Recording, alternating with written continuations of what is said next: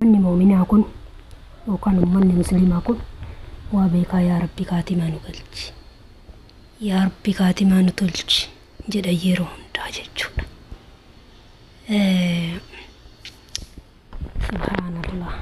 Subhaanallah.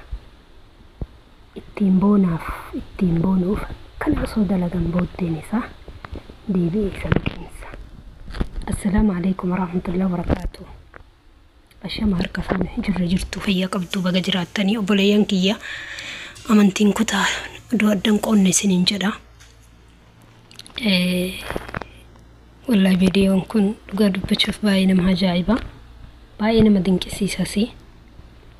Maaliif jennaan ilmi namaa boonuu irraa kan ka'e beelada wanti kuni maqaa qurxummii malee matammaan isaatu qurxummii miti. Garuu qurxummii fakkaata ta'uu danda'a. Garuu ilaala akkatti liqimsee booda isii jechuudha. Qurxummiin mataan isaa jawwee jechuudha. Jawwee. Garuu isiin kun akkuma argitan soortee yeroo dheeraa wajjin turtee bu'aa baay'ee irra dabarti. Bu'aa baay'ee hagana hin jenne jechuudha.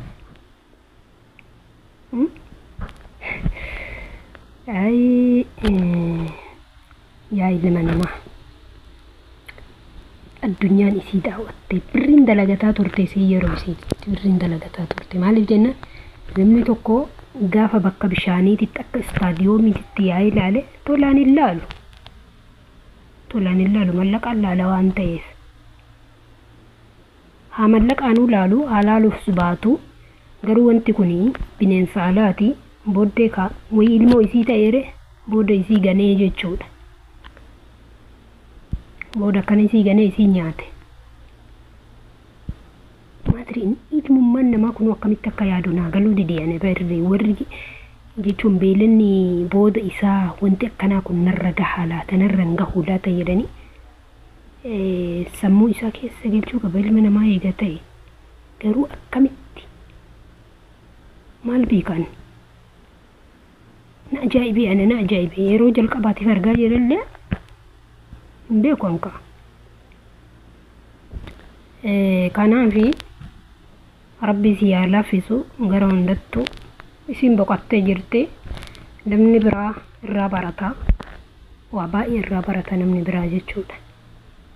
Miskiina meeqa jira erga isa achitti bittee waa meeqa fiddee fakkeenyaaf foon haa ta'u amma taljii afaanin nayti na fakkaate yeroo viidiyoo san keessatti taljii afaanitti naqaa turte jechuudha.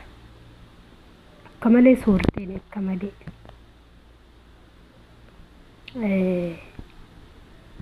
Ilmoo ta'e malee wanni siin ganne hin jiru. Ilmi namaatu sujjijjiirama. Ilmummaan nama saayibni keetu sujjijjiirama. Beellada kana dhiisi, bineensa kana dhiisi.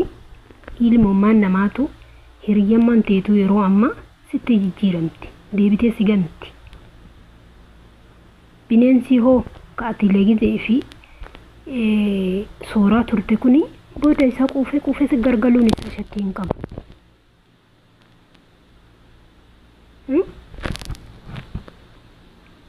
Amma fakkeenyaaf haa fudhannu. Diinni raasaa biraatti sitti hin dhufu asilan. Osoo wanni kun daaraktii yookaan viidiyoo of isii nyaachuu dhabe yookaan ilma namaatti akkana godhe jechuu danda'a namni. Diinni gara biraatti sitti hin dhufu yeroo sitti dhufu. Abadan. Naannoo biyya keenya keessatti namicha wayiitu jiraadhan.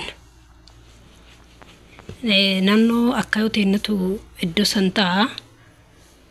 Naannoo diinshooti. Naannoo diinshoo kanatti namichi akka malee baarkiin hin jiran beeytanii. Baarkii kana namatu dallabaa. Namatu waa kennaa fi namicha dagaaf kaan bineensuma kana maadrii akka itti maxaqeen beeku bineensuma baarkii bahee kanatu waa nyaate. Farda wayii jalaa nyaate jechuudha. Ollaadha akka yoo ta'ennaani. Gaaf kan nyaatee jennaani namichi gabbahee eeboo waan ta'e waraane. Maaliif jennaan wanti beelladoonni kun hundinuu akkuma mirga dhala namaa kanatti mirga wayii qabanii namoota isa to'atu qaba namni jechuudha. Yeroo sanitti yooma san dhufanii namicha kana qabanii jechuudha. Eenyutu ajjeese nama warii namaa miidhe wanti kun dhufee namaa miti haywaana yookaan beelladoota dhufee sababuma inni warii isaa miidheef jecha gabbayee eboon irratti waraanee jechuudha. Akka booda qaaqa ta'u garuu namichi hin beeka. Yoo walumaa galatti ajjeese lamuu namichi hin fuudhamee soqamee fuudhamee jiru. Mana akka tiyyaa sanis seenanii ol buqqisanii gad buqqisanii namicha san soqanii fuudhanii jechuudha. Naannoo diinshoon hin beeytanii baarkii diinshoo maaruufallee jechuudha. Namni hin beeyne hin jiru. Namicha fuudhanii baatii haga ta'e hin beeku hidhamee bahee yeroo hidhamee bahuu adabamellee garuu adabbii hagam akka ta'e hin beeku. Ijoollummaaf adda baafachuu hin danda'u kijiboo garuu hidhamuu ammoo hidhamee jira. Waa irraa fuudhanii hidhamaan adabamee waan akkas irraa beeku hin qabu jechuudha. Ammallee naannawaa diinshoo sanitti ileen ammaatu inni ajjeesan bineensota. Haga biyyaa bahee kanan beeku yeroo sanitti ummata faranjii jedhanii ummata wanni isaa kanatu jira. Dhufanii achi daawwannaaf ilaalanii waan hunda achitti akka wanni kana ilaalanii jechuudha.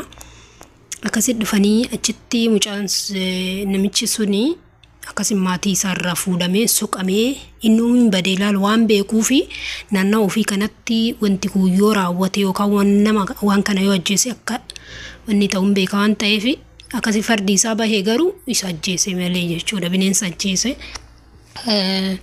Akkasii jechuudha. Walumaa galatti biyya keenya keessatti mirgi dhala namaa hin kabajamu, mirgi bineensotaatu hin kabajama. Kabajuu bira darbee kunoo qurxummiin akkuma argitan kana biyyoota guddatte keessatti nama nyaatee jechuudha. Ufiin boonuuf jechuu boonni haraamallee ufiin boonuun isha kana hunda dalaganii bu'aa bayii kana hundatti baasanii yoo hadda deebi'ee intala tan akkana liqimsu maadri maal akka isiniif fakkaatu. Anammoo wallaahi dhugaa dubbachuufi namnummaan bineensa akkana bineensota akkana horatuyyuu matammaan nama kanaatu bineensaa jedha malee ani nama jedhee yaadu. Maaliif jennaan akkami itti maxaqa akkami saayibummaa bineensa kanaan uuma gaafii natta'e dhugaa dubbachuufi akkatti inni uumu turaajii natta'e. Ana akka mataa kiyyaasitti osoo arge waliin nama kana biratti saayibummaa isaa arguu miti daarii inni jiru yuun ga'u jechuudha dhugaa dubbachuufi. Walumaa galatti Rabbi si alaafisu isin duute muslima taate araarama isin kadhannu biyyoon itti salphattuu jennaan waan biraa maal jennaan miti. Akkasii sinin jedhaa hordoftootaa fi kabajamtoota kiyyaa wanta akkana irraa Rabbiin nu baraaru. Qurxummii miti wanti wayiitu jira bishaan baaraa keessa jechuudha. Wanti nama baasu wanti reeffa baasu gangalchee reeffa daarii baasu wanti kunillee akkuma san ta'e bifa biraatii jechuu barbaade. Walumaa galatti like share subscribe godhaa isinin jedha faamilii.